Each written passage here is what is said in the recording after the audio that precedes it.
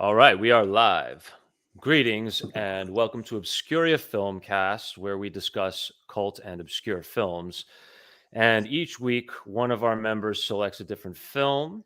This week, Seth Michael May has selected A Dark Song, 2016, Irish-British independent horror film written and directed by Liam Gavin and starring Stephen Oram and Catherine Walker. And today we are joined by our very distinguished guest, Kevin Kautzman, Art of Darkness podcast, and he will be joining us to discuss this film today.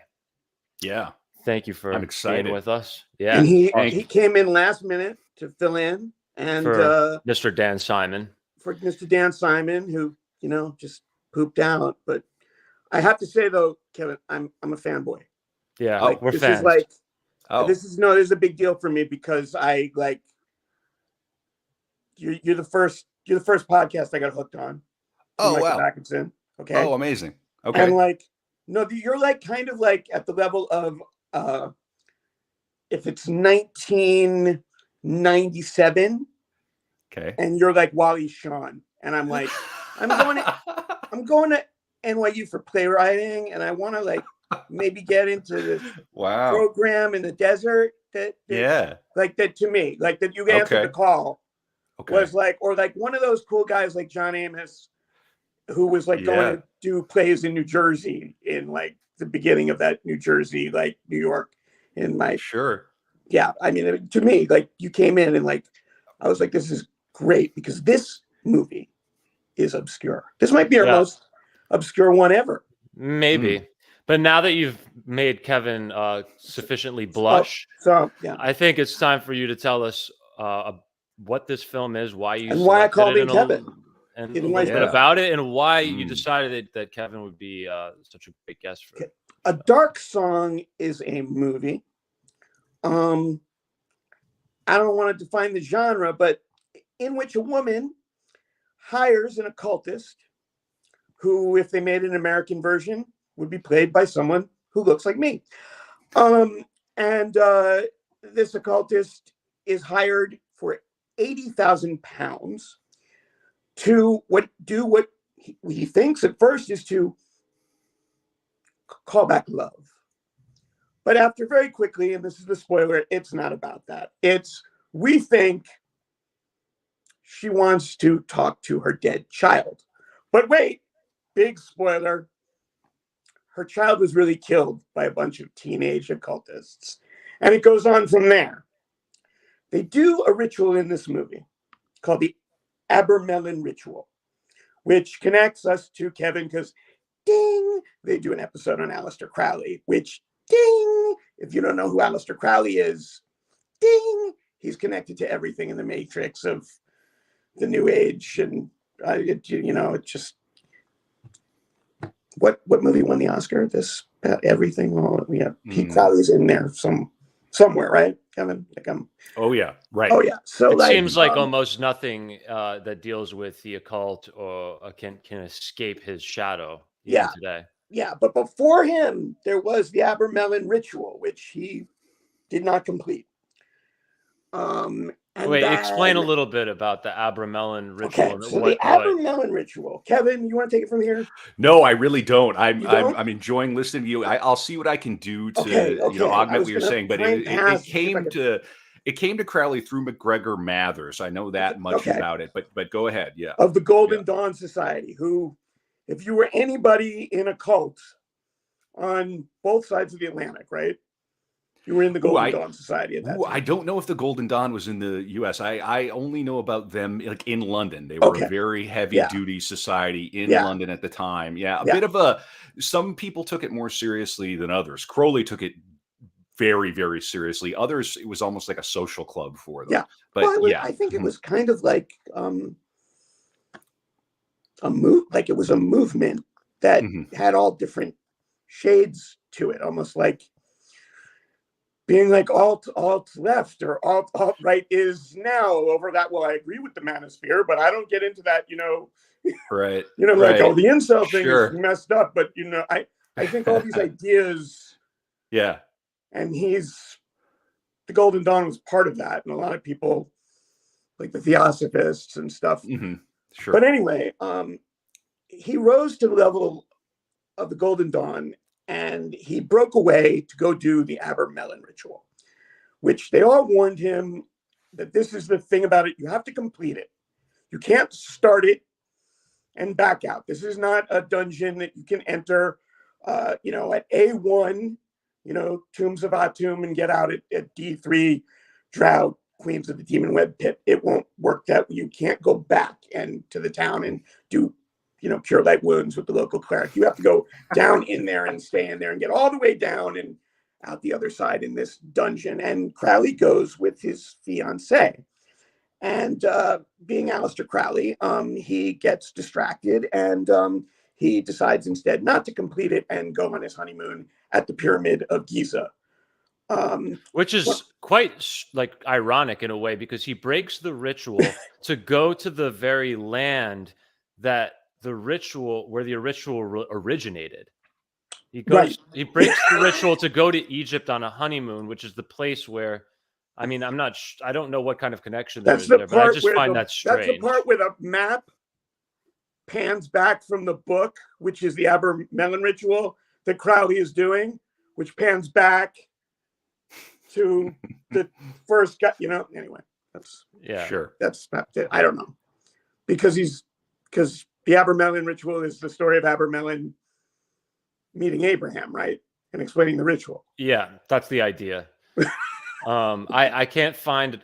I tried to jump down that rabbit hole and get some just cursory information of the provenance of this story, where did it start and who is the author and who's it attributed to and when was it written, and was it an oral tradition that was then written down thousands of years later?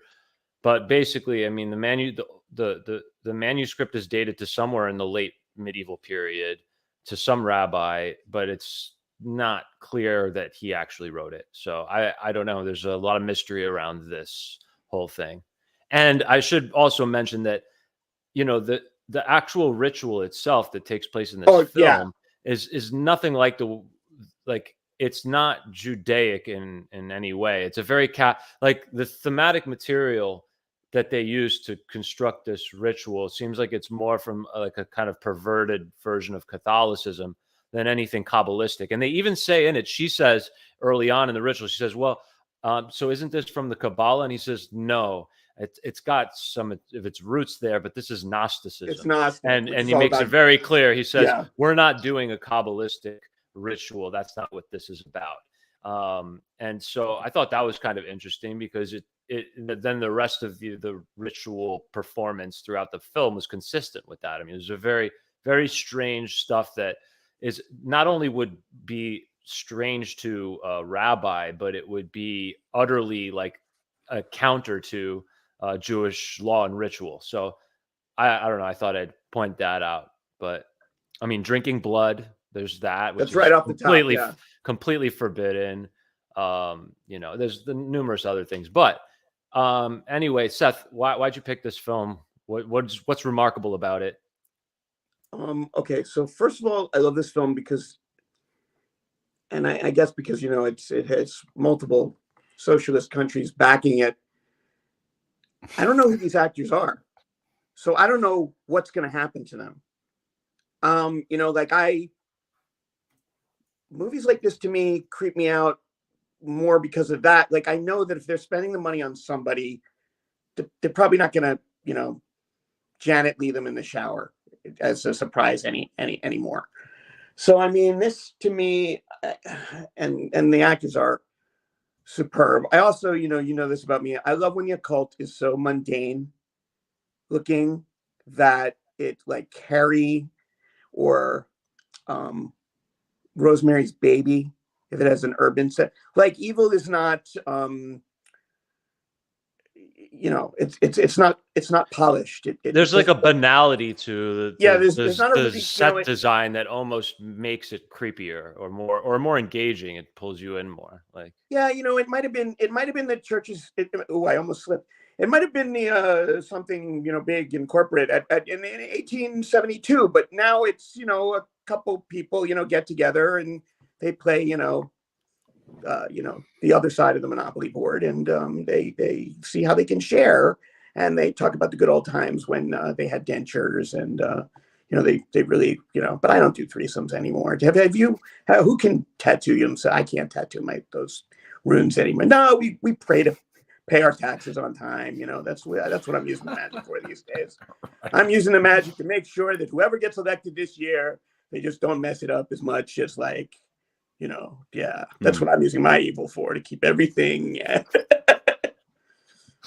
Right. I like mundane occultists. So I love this because he looks like everybody I know I ever met at. There was a place when I was at Terry Schreiber Studios when he had a space where New York Theater Workshop is now on 4th Street, across from Mama. 2 blocks from there was a biker Wiccan store. Nice. That had they had candles and rocks, and they would carve candles for you, and and they like me to come as soon as I got to Terry's in the morning and wake them up, and they would buy me a cup of coffee, but they loved me, just buy a trinket set because it's lucky to have a Jew make your first purchase in the morning in their biker Wiccan lore. That's what they so this was like my early 93, and I had just come back from a Renaissance fair in Pennsylvania, so I was pretty about this stuff. No, so there, and they were in a war with a place called Magical Child that was right near Three of Us Studios on 19th Street, maybe in the 90s. I think it was near Three of Us Studios or TVI or one of those. It was where I auditioned for Lord of the Rings. Anyway, that place was like Crowley Central. Like, okay. People, they sold copies of his plays, and they sold, supposedly the guy who ran that place, like, people would come on and they're like, I need graveyard dirt, and he'd go in the back and dust the shelves. It's like, here you go, $5, kid, have a great time. But it was this place, so this reminded me of all these. Wait, so the Wiccan bikers were at war with the Crowleyans across the way. Yes, there was a guy. Okay, you guys can Google this. Hold on. His name was Leo Martello, and he was the first openly queer witch in New York City. And he tried to sue the UN for what the countries in the UN had done to witches through history. He had one of these 60s gay thing, and now he hung out. He wanted reparations for witches from the 17th century. Dude, I don't know, man. These were the hip cats that I hung out with in 1993, man. Sounds like a good time, man. Yeah. He seemed to be important, but he would be, I guess he said, oh yeah, when New York is a Wiccan state and has a this and this, you'll be, Queen Fairy of this, and and they were all fighting with each other because of this. Okay, and it was so the funny thing is, and this is one for the one-man show, and I've always said I can't tell this story, but everyone who did this production knows it.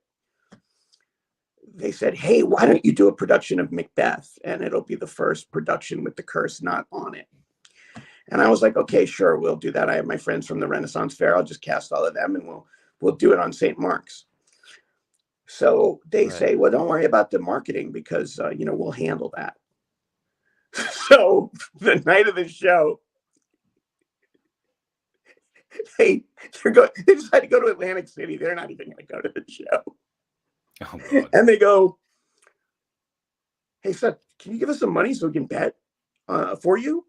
So I'm like, sure, here's $100, which they lost. And then nobody came to the show.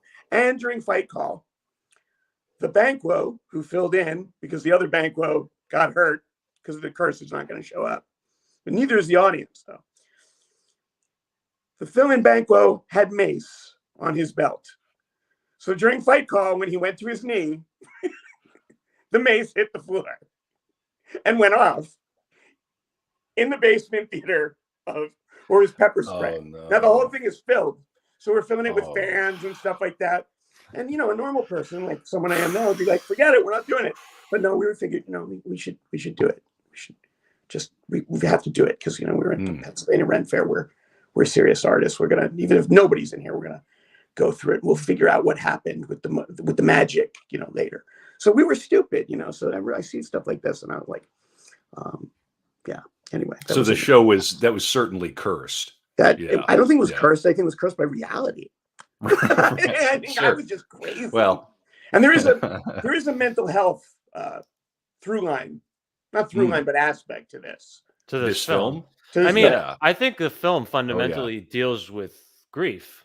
Grief, it's actually a film about grief more than it is about the occult or about, I don't know where in the pantheon of mental illnesses grief falls, but it's just a very relatable thing. I went into this film thinking I'm not a big horror guy, especially I'm not a big body horror person. Like gore and stuff doesn't really appeal to. I like more of the psychological thriller aspect of horror, but I was like, I don't know, maybe I'll like this movie, maybe I won't. But as it got deeper into it, I was like, oh, this is a very, very human sort of story that everybody can relate to. That was kind of how I felt, and I think that once you get to the end, the film becomes quite a vanilla film in a lot of regards. I don't know. What do you think, Kevin? I watched it twice, and I'm really grateful that you turned. Yeah, wow. I'm grateful. Yeah, I'm grateful that you turned me onto it because I really like it. And I dabble in a little bit of screenwriting. I have a screenwriting partner. She's a great director. We've written a number of features, and we're always telling each other, okay, this one, we're really going to write this one so in such a way that we'll be able to make it ourselves, right? And almost inevitably, we end up veering off, in our last feature script, the big set piece at the end. We exploded the Georgia Guidestones a week before they actually exploded IRL, which was quite funny. Very strange synchronicity. As a writer, I'm a huge believer in synchronicity. Yeah, me too. Yeah, and 100%. And the occult. I've had some very extremely intense, weird things happen around the writing that I've done.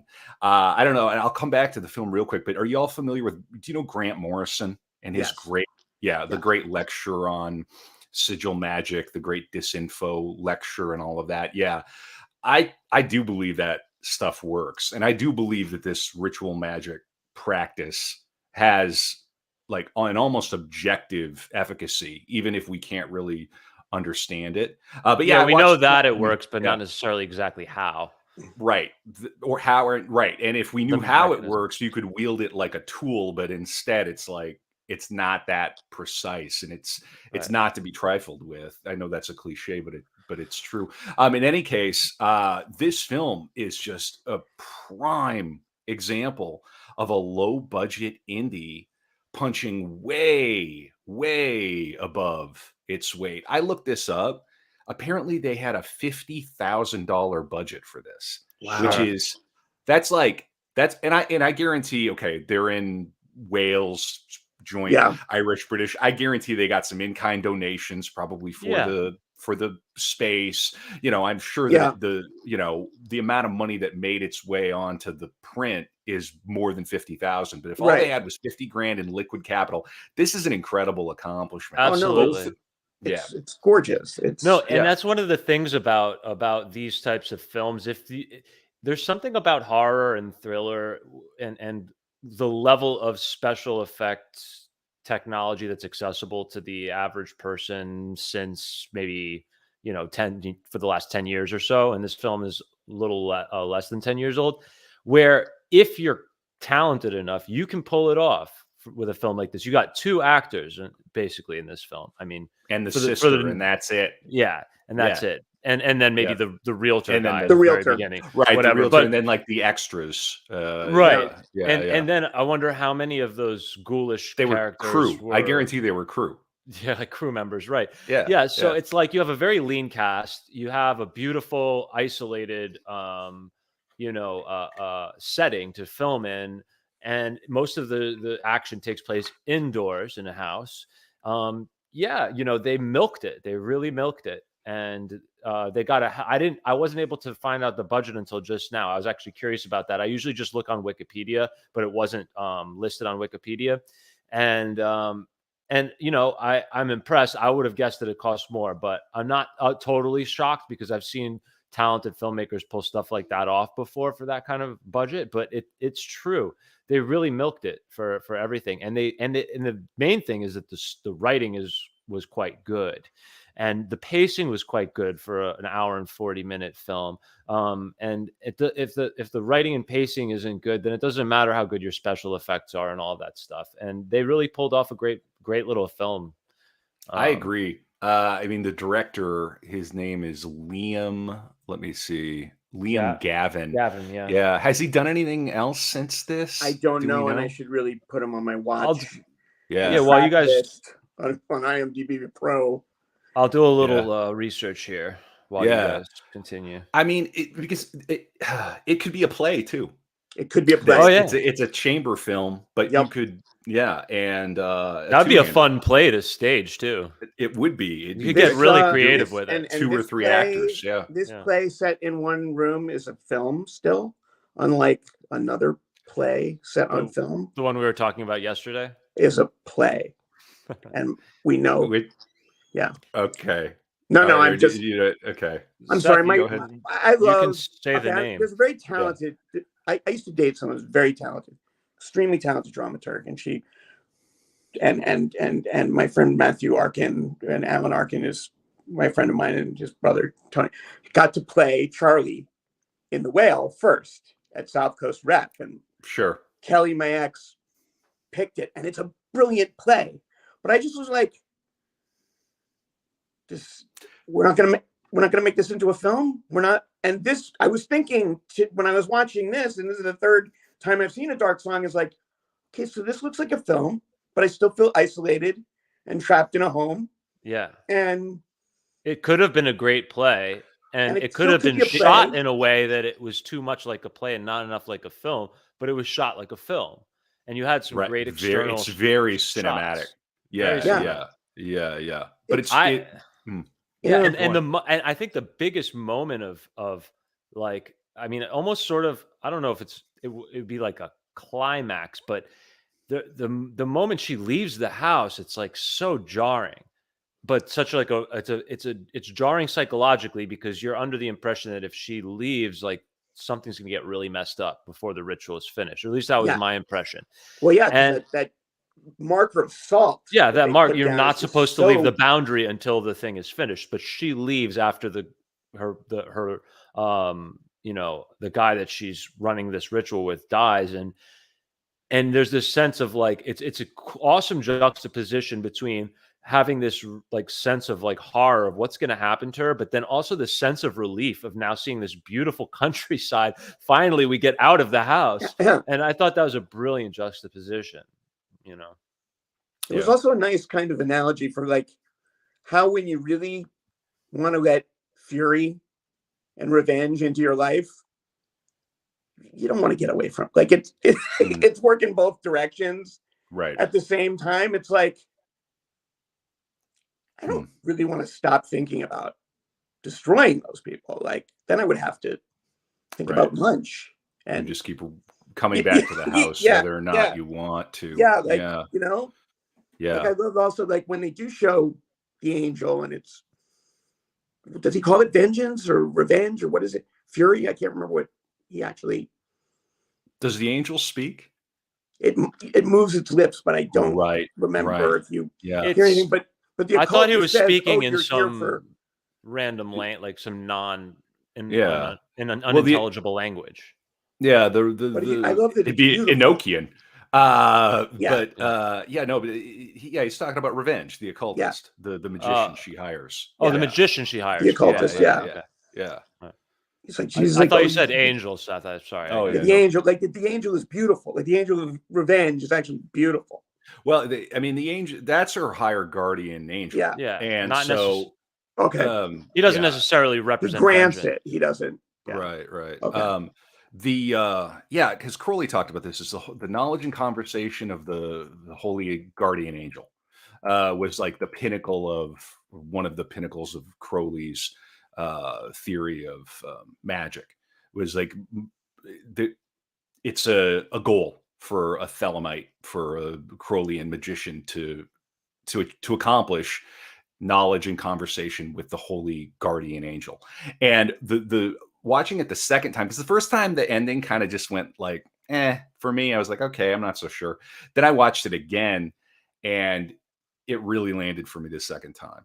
It's a beautiful film. The first time I was like, wow, I'm really glad I watched this. But the second time, like I don't think, and I want to watch it a third, and I will. I'll watch it a third time. This is going to go into my rotation. Yeah, I watch movies over and over. I won't watch it again this week, but like next year, I'll cue it back up. But I don't think she realizes what she needs until the moment she has the communion with the angel.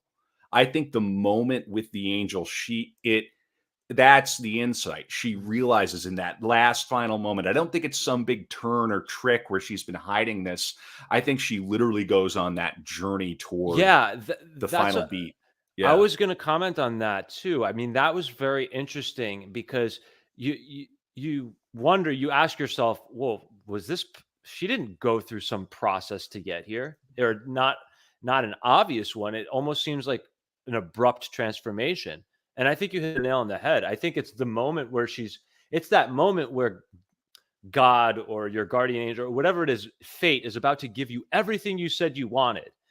And in that moment, you're like, wait a minute, what do I really want that?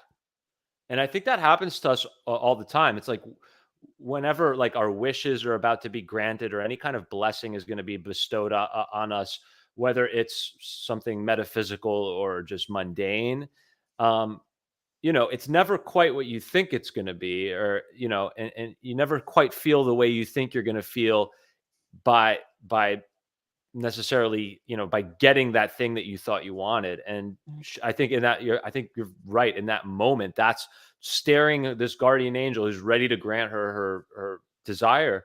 Like, I think that's the moment where she just flips and was like, I just don't want to suffer anymore. Can you take the suffering away? And can you help me forgive? Because I know that vengeance will not end the suffering. Yeah. Although I don't know, I've never gotten that kind of revenge. It's hard to say, It's also the fact that she's using the means that killed her son to take revenge. So there's this whole blood feud sort of.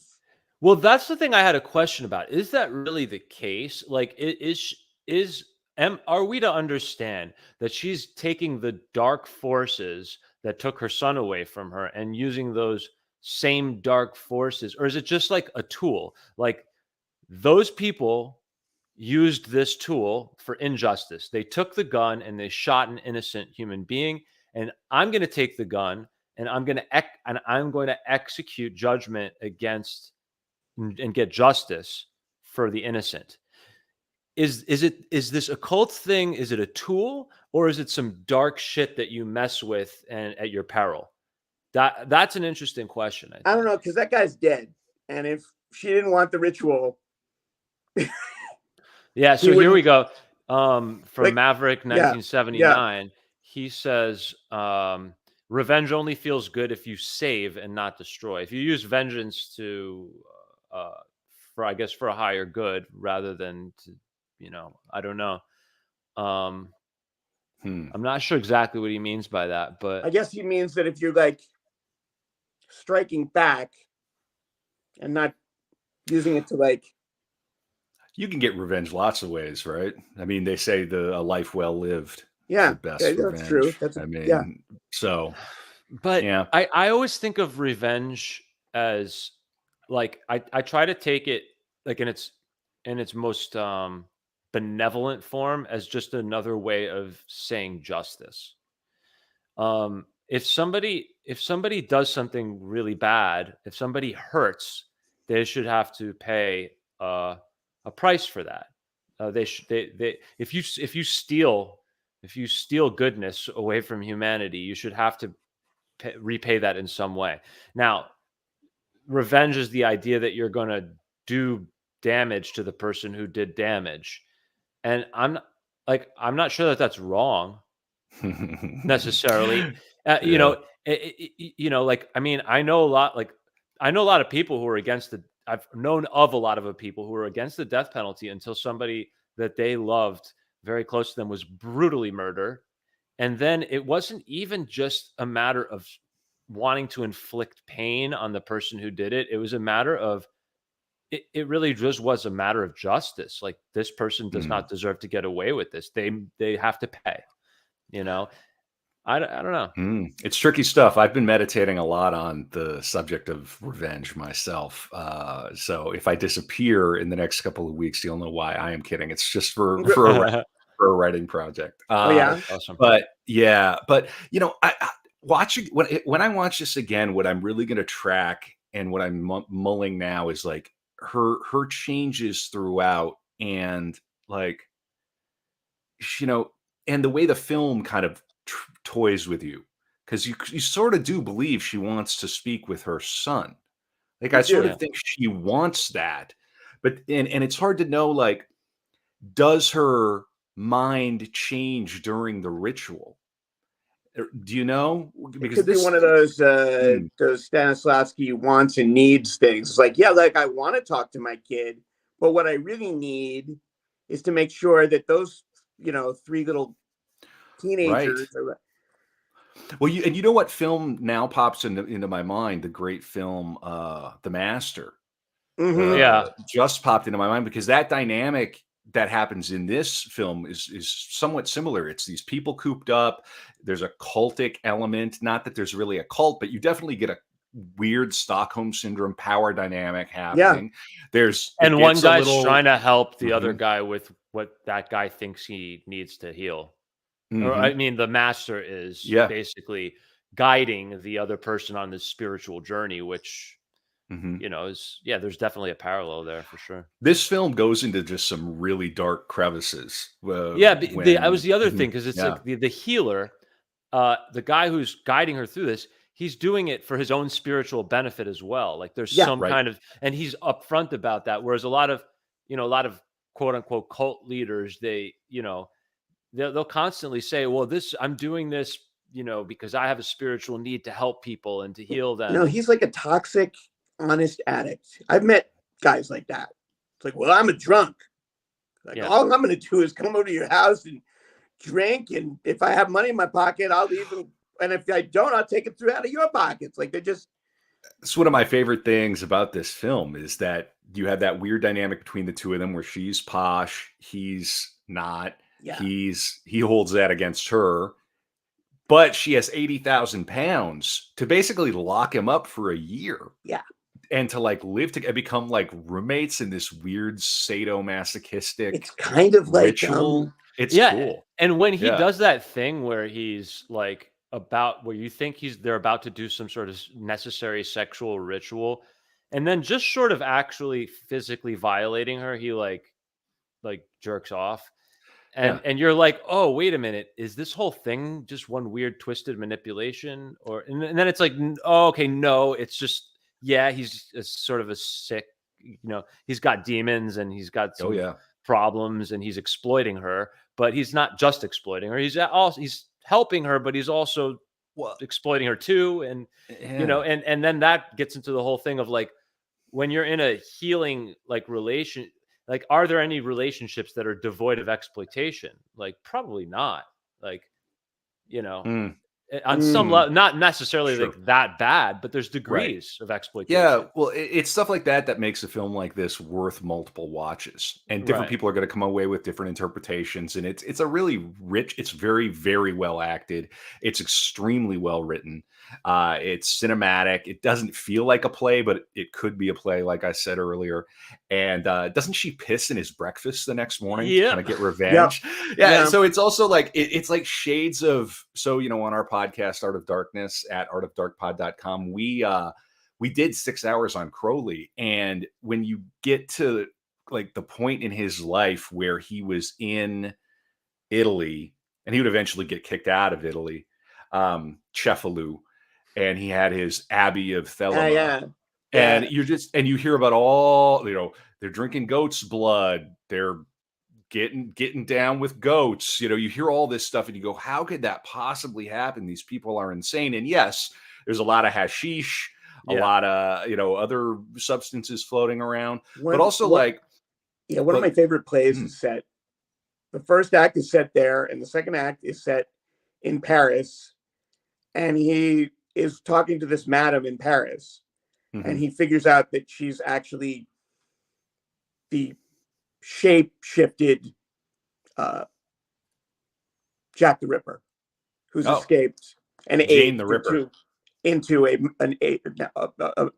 old crone of a madam of some repute, but now dominant, who used that magic to do this, and now he wants to learn sex magic from Crowley. But he's just left. Yeah, and I'm trying to remember. I think it was called Beast of 666. Oh, fun. Snoo Wilson wrote it. Okay. Yeah, Snoo Wilson. Yeah. But anyway, go on. Because no, not at all. No, that sounds really cool. I I have an idea for a play where a bunch of college students summon Aleister Crowley to try to help them pay their student loans or something. It all goes out of control. Be like a comedy. I don't know. That'd be awesome. I like the idea of doing these cultic rituals to achieve something somewhat mundane and stupid like that. Aleister Crowley would be it would be so great. It would be a great comic because he's totally woke. They think he's they're like they're like these little they're like little creepy white kids, right? And they summon Aleister Crowley, and then he just wants to have these big woke parties and rock and roll orgies and But I think this film does a good job of I can't think of anything that shows the practice of ceremonial magic in as far as I understand it. I am not a ceremonial magician. I've never even played one on TV. So I don't know, but you get the impression from watching this that, wow, yeah, maybe this is somewhat like what it would be to try to do this ritual. It's not a joke. You have to it's very, very serious practice. It's almost like a monk-like existence. Oh, yeah. And when you read about Crowley and what his group was doing and what they still do, you can go find an OTO lodge and sign up if you want. It gets gnarly, and this film definitely goes there. They're drinking blood, there's fluids and sex and power, and I really, really dig it. It is everything I like in a movie. It really does. It's great. It's a sweet little obscure, well acted film. You know what it reminds me of in a bizarre way? Swept Away. Remember the movie Swept Away? Swept Away? The Italian film. Okay, so I remember this because Milton Katselas at the Beverly Hills Playhouse loved to have girls do Swept Away. Wait, sorry to interrupt real quick. Is Maverick 1979 a friend of yours, Kevin? He must be. Oh, yeah, probably, yeah. Yeah. Or a follower. What's he saying? Yeah, no, he's just been commenting a lot, and I wanted to engage with him. Read what he's saying. He's saying, "Dear Lord, being woke is the path of destruction, or at least one of them, in my opinion." True. He says early years, and this is in response to, I guess, something we were just talking about. Early years of adrenochrome. Adrenochrome, the Crowley stuff. Yeah. Oh. You can draw a direct line. There's all sorts of weird stuff, and I know Crowley is kind of tired. People hear the name, and you get so overplayed, but it's for a reason.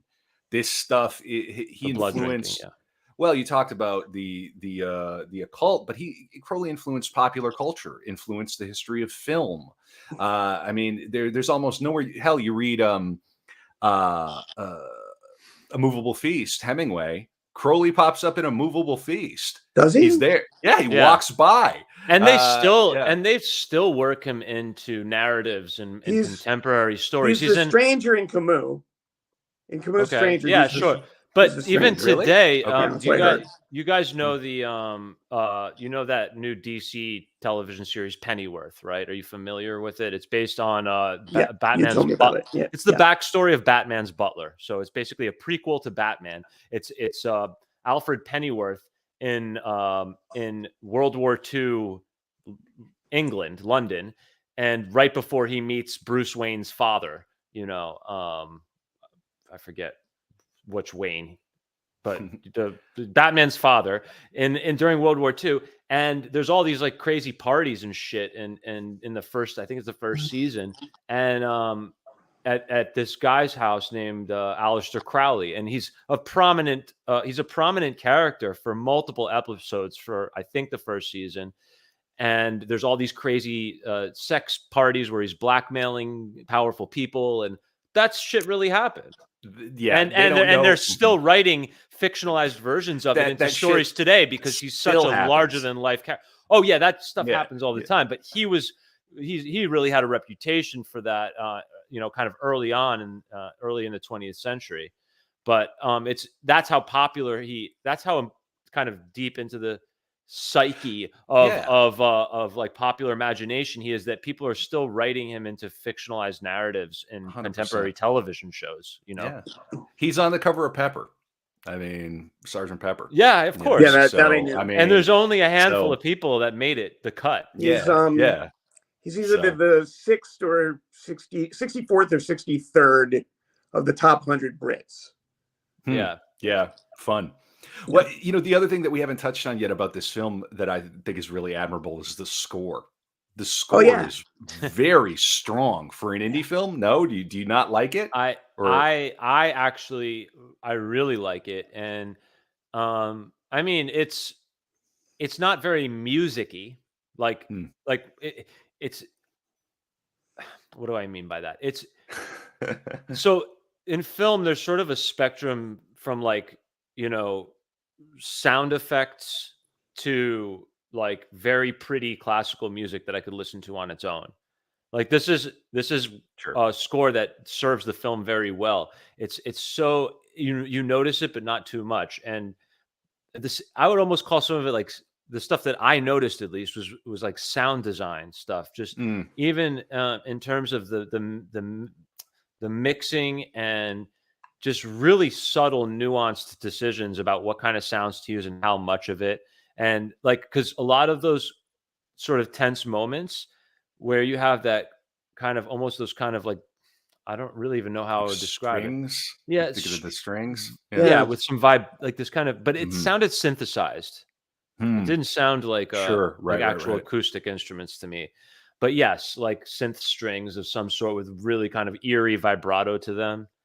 In the sort of tense scenes, like it was like, it was just done so tastefully. It really was. I mean, that's another thing that elevates this movie to make it better than most indie films at this budget. It reminded me of There Will Be Blood, the score. Yes, 100%. Yeah, 100%. I could definitely see that there might have been some influence there. And I, off the top of my head, can't think of the name of that composer. But let's shout out this score. Let's shout out this composer first. Johnny Greenwood from Radiohead did the score for There Will Be Blood. Oh, okay. Yeah. That's awesome. Okay. That's really cool. Yeah. So a guy named Ray Harmon. Shout out to Ray Harmon for his part in the awesome film scoring of this movie. Yeah. Really, I'm gonna watch this again. But this will probably be a perennial October kind of maybe Crowley-mas type October 12th movie. There you go. In my rotation. It's perfect for that. And again, if you're like if you're a type of person who likes psychological thrillers and mysterious stuff, but you don't like to be terrified, and you don't like to there's no jump gore, out of really. your seat, and you don't like tons of gore and disgust. Like this is definitely one of those movies. If you're more like me, if you're more Rosemary's Baby and less Saw, as I am.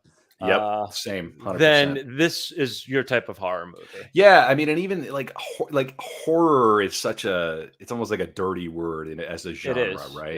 Yeah. I think they probably had trouble, except like it was screened at like independent film channels, movie theater. Yeah. Like I don't know how they. I mean, this is a movie that is you market as it doesn't really. It's an independent horror film. Yeah, I mean, if this was a real. If this was A24 that put it out, you'd have a bunch of nerds arguing over whether it's horror or not. 100%. But this was put out by IFC Midnight, which is, I think, pretty much like IFC is not known for horror movies. that's their horror thing, right? Or no? Yeah. If A24 put this movie out, everybody would know about it. This movie is like, but you can see why this movie is A24 not. wouldn't touch this It's movie, though. sure, but this movie is like not like light years away from The Witch. Did A24 put The Witch out? Yes. The Witch is I love The Witch. It's an incredible movie, but it's not like The Witch is on some other level from this film.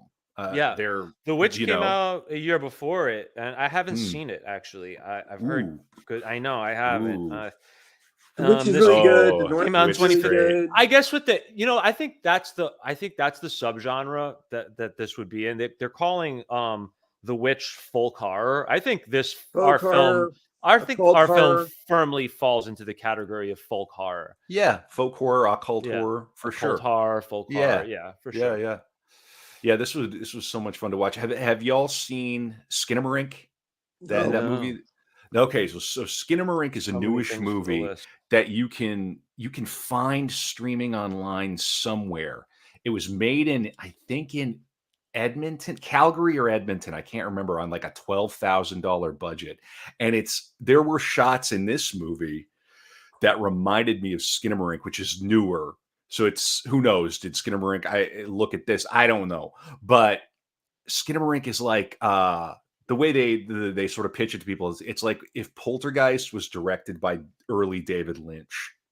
And you're either gonna like love it or hate it. But there were moments in this film in A Dark Song that reminded me of Skinamarink for sure. Creepy. You're trapped in a house. You're trapped in a house with a magician you've hired. You just accidentally stabbed him. Which I love that moment in the movie. Yeah. Do you think that was really an accident, or do you think that's the beginning of the karmic woo summoning? That's it. It's like, I don't know. You could watch it. You could watch this movie one time and go, you know what? I don't believe in any of this garbage, but I'm just going to watch it for the psychology. And that would be interesting. You could watch it another time and go, this is all real and really happening. I sit kind of somewhere in the middle. What do you think? I like to imagine that. Well, I like to imagine that when you get to a point where you're so exhausted that your mind clicks into a place that I better hold on to that or I will fall over.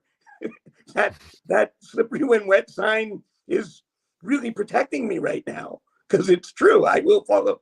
It doesn't matter when you're that like exhausted. So I think that maybe I think maybe it starts to control you. That stuff on a primal level, those like drawings and signals and stuff, and maybe your hand moves. Yeah, totally. I like that. Somewhere in between, right? Mm-hmm. Yeah. I think that's where it gets like weird. But that's also what you're setting out to do with the ritual, right? It's a very Reddit thing to say, but we only use 10% of our brains or 5% of our brains. Well, it's like maybe there is an objective ritualistic way. I mean, hell, just fasting. And also she's sacrificing a greater occultist, right? Like, okay, there are these three little bastards who killed her kid. Mm-hmm. Now they can like grow up and they don't have this jerk like blocking them in the, like, it's almost like there's another through line of like climbing the corporate Magi Mason ladder. Yeah. This comments. Maverick loves my hair. Mavericks. Yeah. So okay. First, Kostoff J says Skinamarink was disturbing. Yeah. Okay. Is that true?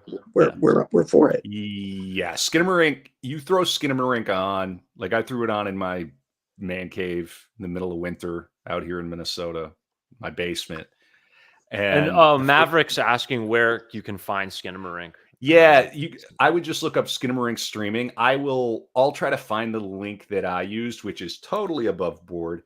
But it appears to be streaming on some of the services now. I think they're going to I think they got like a distribution deal and everything because it's that good. It's like crazy good and legitimately scary. If you ever had night terrors, like as a child, one of us. Yeah, it's. I actually didn't even know I had him. I was so young. My mom has had to remind me of it. And, well, good. So if you want to relive that, I had them when I was 2 or 3 years old. Yeah. If you want to relive that, watch Skinamarink. Okay, all right. Will do. Mm. Yeah. Let's see if we have anything else here to get to. Whoever made, this is from before. Whoever made The Witch and Northman has a real knack for getting into the mindset and projecting the worldview of very different times and places to now. He does. Yeah. Robert Eggers. Yeah. Robert Eggers. He has he also really must love Milius a lot. Like he has a definite love for the filmmaking of George Milius, because I was watching The Northman and I was like, this is a Milius movie. But yeah. Milius is great, man. He wrote we're always talking because Jaws is my favorite movie. And, is it? Oh yeah. Wow. Yeah. Big time. Love it. Your all-time favorite? All-time favorite movie is Jaws. Have you seen Orca? Yeah. You know what? I have not seen Orca, believe it or not. I don't think somebody whose favorite film is Jaws could ever have that level of love for Orca. It's just not going to happen. Come on. Give it a shot. John, I'll watch Orca sometime, but after I watch Jaws again for the 80th time. But you probably know this, but John Milius is responsible for the Indianapolis speech. Yes. In Jaws. Do you know about the kid who got obsessed with that and got the court-martial reversed? No, tell me about this. So there was a kid, and one of those kids, I'm assuming it was Generation X or he was Y, and he saw it, on cable or something. He saw it too young. He was a kid who saw Jaws too young, and he got obsessed. This tells you something. Not with seeing like a leg bitten off or anything like that. No, with the storytelling. With the storytelling, which is a real story. And he gets obsessed with it, and he finds out that guy, took his own life because of the letters that he got from the families after his court martial. You killed my boy. You didn't zigzag. You could have zigzagged, and you would have been hit by the torpedoes. And so he killed himself.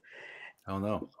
They even brought in, it's the only case where they did this. They brought in the torpedo boatmen from the Japanese, and they said it wouldn't have mattered if he zigzagged, but they really wanted to ruin that guy. Anyway, this kid, I think, went to Harvard Law School. You can read about it if you Wikipedia Indianapolis, Harvard Law School, Yale, I don't know, good law school. He did the research, and he got that court martial reversed posthumously for that guy because of getting obsessed with that speech from Jaws. Interesting. It's the power of the movies, right? That's a great story. Yeah, very cool. There's like a scout. Cool. There's like a scout for like Fabelmans right now. Like that. Okay. That one. Did you hear the way he just? No, but I think that's amazing. Yeah. Yeah. That's an amazing story. Yeah. I found a link to Skinamarink. I put it in the chat. Cool. You can watch it. It looks like it's streaming free on Roku. So there you go. Yeah, that's one to put on. Yeah, just put on. It's a vibe. It's not like any other movie. There's never been another movie like it. And I don't say that lightly. I've seen a lot of movies. This movie is like a good. I'll use a D&D analogy. It's a good first level dungeon to Hereditary, which is like an 18th level.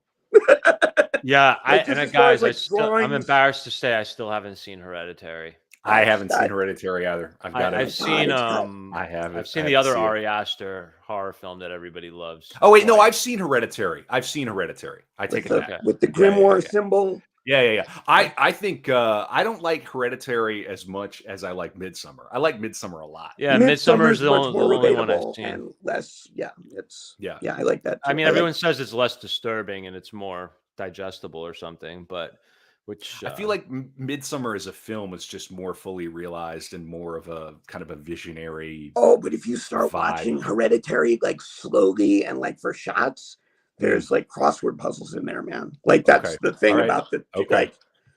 I'm open-minded. I'll watch. I've seen Midsummer more times than I've seen Hereditary. Remember when the car goes by the telephone pole and it happens? Sure. Yeah. So if you slow down the movie, the symbol of the demon King what's his name? Palas or Paladon? I can't remember. Paladin. It's not Pazuzu, is it? No. It's King something of hell. And his symbol is on the telephone pole. Okay. But only if you slow down the movie. And that's why at the end of the movie, when it plays both sides now, I was like, why does this movie end with them playing both sides now? Because they want you to watch it. Okay, well, I have to watch. Now I have to watch. Thanks. Now I have homework after this. I'm kidding. I will. See, I should learn how to do that in my sales. Like, I can get people to watch movies. Sure. But I can't get like, would you like to buy a package of potions with me, Seth Michael May, acting teacher? I feel like such a buffoon right now. Oh man!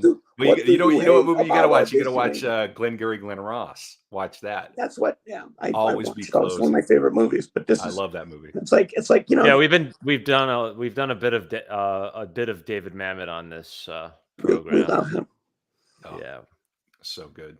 Yeah, Kevin, can I ask you what you hate about auditioning? Me? Yes. Are you earnestly? I'm just doing like a low. Oh, Tony Roma.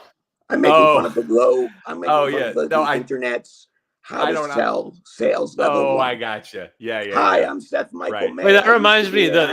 Sell me this pen. Yeah, there you go. Yeah, but have you seen? We watched Seth and I think it was with you, right? We watched all of those soundboard Tony Roma prank calls. Oh, have you ever heard those? Have you heard those, Kevin?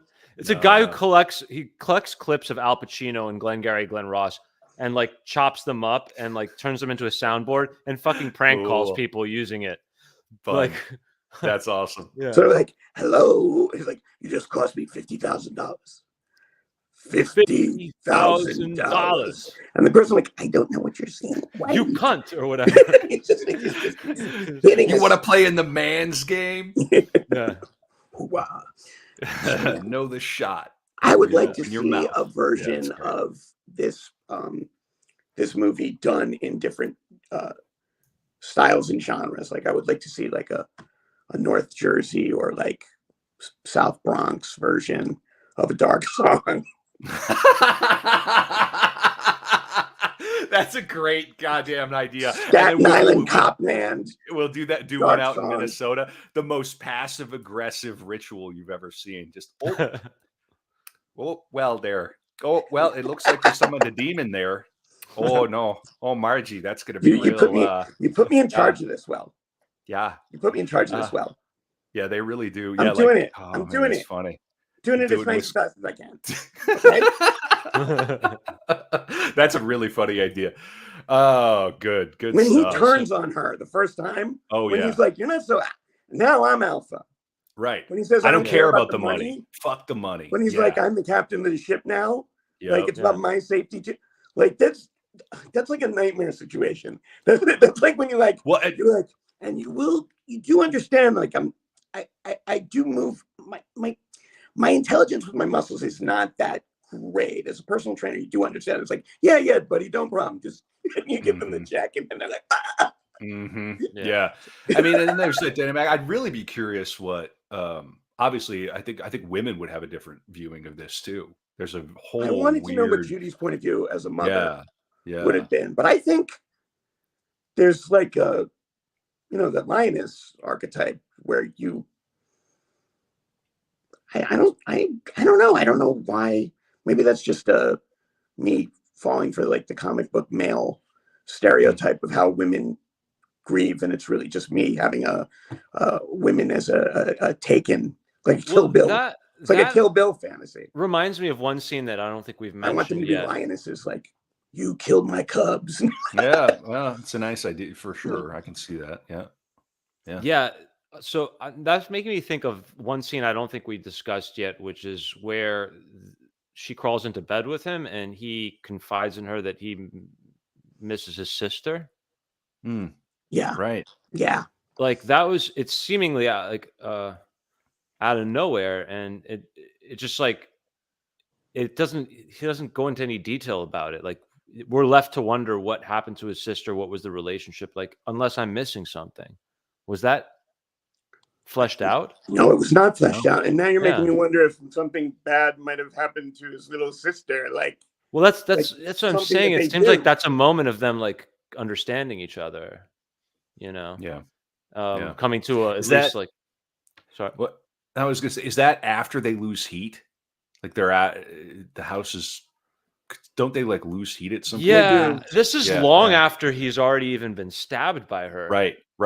Yeah. Yeah. You know what my favorite acting moment? It might be one of my new favorite acting moments. And this is when she's explaining how she's having a dream about her kid. And then he goes, you know what I'm dreaming about right now? Mopeds. Moped. I have a Owning moped. a moped. Yeah, And that's it their just first moment of It's like, levity. how did I come up Early with that? I in the would first, never want second that. act. Like the way he says it, like owning a moped. And it's funny to him because you just know this guy would never own him. Like that's like, where does that? And that made me wonder if in England and Great Britain more broadly, is moped just do English people use that as a generic term for any kind of motorcycle, or like, because in America a moped is like a shitty No, motorcycle. I don't think so. I think a moped would be like a Vespa, like a little Italian, you know. Well, that moped. would be different than a moped. I mean, if Is you're it? talking very specific. No, the reason I ask is because I wouldn't be surprised if like moped was just some generic Anglo term for motorized pedal. Anything motorized, right? it isn't a It's motorcycle. moped. A motorcycle is a type of moped. Like I could see moped being like the, I don't know. Mopeds are basically just bicycles with little, like crappy bicycles with engines on them. If you're It's British, a funny moment. And you anything you don't have to pedal is what anywhere in the UK, if you get to this point at the show, write in the comments. Yeah. Oh yeah. What does moped mean to you? What does moped mean to you? We want to know. And because that makes me think, like, why wasn't he dreaming about like Triumphs and Harleys and like actually cool motorcycles? They're in that Wales. Guy doesn't dream about time. That guy lives in London. Well, why don't we take this from the Freudian point of view? The moped is your little pony, your sexual power. Small. It's not a big Harley Davidson. Sometimes the motorcycle is just a motorcycle. Yeah, but that's great. Anyway, it looks like we're coming up on a little over an hour at this point, and I think we're gonna wrap. So, Cool. Any final thoughts, Seth, Kevin? I just really like this film, I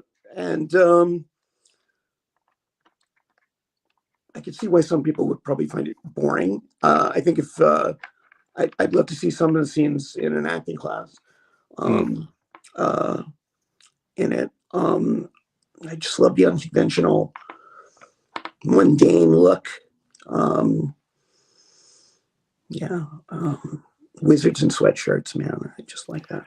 I agree, and I have friends who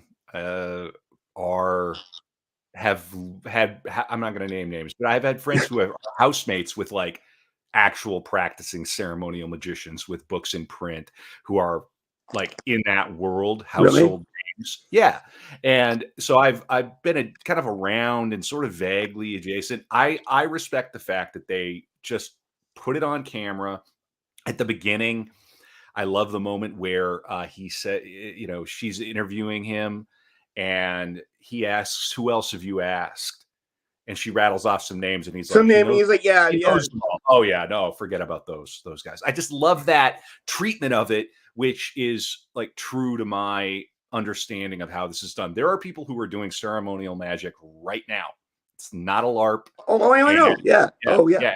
And I really appreciate that this film like attempts to show it in a way that's earnest. This is a very earnest film. This is not irony laden. They meant this movie, and you don't end a film like that in an ironic way. Nope. That there's definitely there's a wholesomeness to it also. Yeah. The In a most weird way. wholesome occult movie you'll see in Yeah. 2023 is I only say and I only yeah. say that because it has like it's like I feel like if you're it, as a Jew coming from that perspective, like I can't relate to it on a religious level, but I feel like Catholics might actually recognize a Catholic message in this film, like Mhm. or Yeah. even like a more traditional biblical moral message in her transformation. Mhm. Which I can relate to that aspect of it, but the ritualistic stuff, I could kind of see this film appealing to a devout Catholic even because it's it's almost like in a weird way it's almost like an exorcism. She's exorcising her own Yeah. demons. Well, She came to this thing as a Mhm. lapsed Catholic. She even says that he Sure. asks her, are He you Catholic asks or her Or Protestant? Protestant. I think he needs to know because he needs to know her He needs- psychology. and he needs to Yeah. know her like Yeah. intrinsic spirituality to adjust the rituals to whatever Yes. her peculiar, He has her drink blood, which is a Catholic which is ritual. indeed it is. Indeed it I mean, in is. Not Catholicism, literally drinking no, blood, but in but Catholicism, it literally is. Yes, I It know. is a literal transformation of a I'm wafer and a aware. literal transformation of the wine. Do I have to get my That's rosary? I mean, We're gonna have a duel? this is from my understanding, the way it was No, explained it to is. me. Yes, it What is. is it called? It's called transubstantiation. Transubstantiation. We Yeah. believe that the body of Christ is and the blood of Christ is present. Is It yes, is. Yeah. yes. Mhm. So Yeah. that's pretty profound, and I think that I think it's be an interesting one for Sunday school. It's so interesting because as a cradle Catholic and how do you get to Carnegie Hall, right? Practice as Yeah. a practicing Catholic, somewhat like I've had friends through the course of my life, typically like arch Protestant people who will be like, they'll see something like this and they'll just go, there's no way I'm ever watching this. I can't let anything like this into my head or into my They space. want to And ignore the possibility that anything like demons and things like that could be real outside of like a sort of metaphorical reality. And yeah. and actually in my culture that stuff is real. Like demons are real. Well, it's like You know? the bell curve meme where you got the moron on one side, demons are real, and then you got the midwit in the middle going, well, maybe they're psychological representations. Then you got the galaxy brain on the right, demons are real. Yeah, exactly. I like to think I'm Exactly, on the yes. right. I'm probably all the way on the left. Yes, But yeah, that's the dude, thing. demons So are many real. things in Demons are life real, like that 100% real. are Yeah. shoehorns. Mhm. I mean, sorry, horseshoes. Where it's like you're like, the that guy who's such an opposite extreme of me is it's kind of the same. You end up you guys end up with a lot of the same conclusions. If you,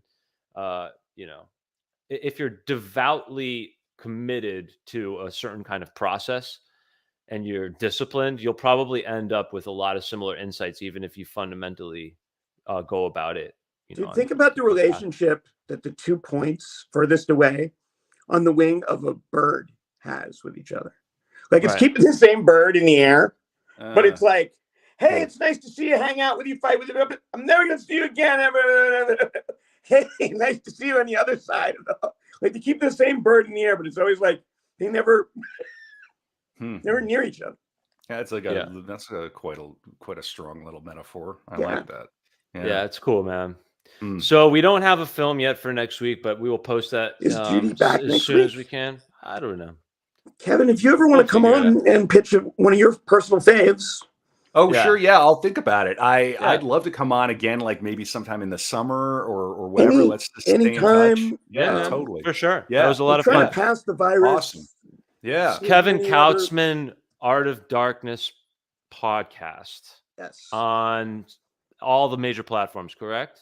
Correct. Yeah. artofdarkpod.com. Sorry, artofdarkpod.com.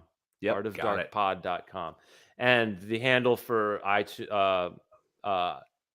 iTunes podcasts. It's all there. I mean, if you just look up there. Art of Darkness anywhere where, you find your podcast, Spotify. We're really like Spotify is our #1 platform for some reason. I think it's like a demographic thing. We're on YouTube too. It's youtube.com/@artofdarkpod. But if you go to the website, artofdarkpod.com, it's all there. We do biographical profiles of dead artists. And we have no plans to stop. We love doing it. We have a little community, growing community. It's a lot of fun. I'm prepping Marilyn Monroe right now. Oh, awesome. Oh, wow. I have some story fun. for you because I was friends with the man who tried to teach her to drive, Marty Fried. Is that right? Yes. Okay. Yeah. Okay, give me one anecdote quick as we're getting out of here. Like, Marty Thanks dated for a the woman sub who cost stuff. wrote Brando's book and Fonda's book, and I'm trying to remember her name. I knew her too. But did she ever learn how to drive? This is in New York. She was too nervous, and I'll tell you the whole story about Marty. Like this is a great story about Marty, but yeah, I knew Marty told me quite a few stories. Cool, fun, and she was a babysitter for a lot of the Actor Studio members. Oh yeah, and I know John Strasberg too. So yeah, oh fun. Yeah. Well, tune into Art of Darkness. We have a lot of fun, and it's a great show. Joy. Yeah, And Kevin didn't mention that on YouTube, it's you do have videos. Yeah, we do. Yeah, so you can see us on YouTube. Yeah, youtube.com/@artofdarkpod. And then the other thing I got to plug, I mean, while I'm here, is I'm a playwright. I just finished a new play. I have a theater company here in town, but we also do readings of the plays online. And we record them and we'll put them out, and that'll be at badmouthtc.com. We already have some plays up there if you want to go and listen to some new writing. One of my plays is up there, so a lot of fun. Awesome. And that's the project I've been thinking a lot about revenge lately. Oh wait, great. Yeah, I can't wait to see that. Cool. Yeah, it'll be like a reading. It'll be a recorded reading, and who knows, maybe one day we produce it in New York City and I have a reason to come out there. Amazing. Great. We can't wait to have you. All right, guys. Thanks for tuning in. We'll see you next time.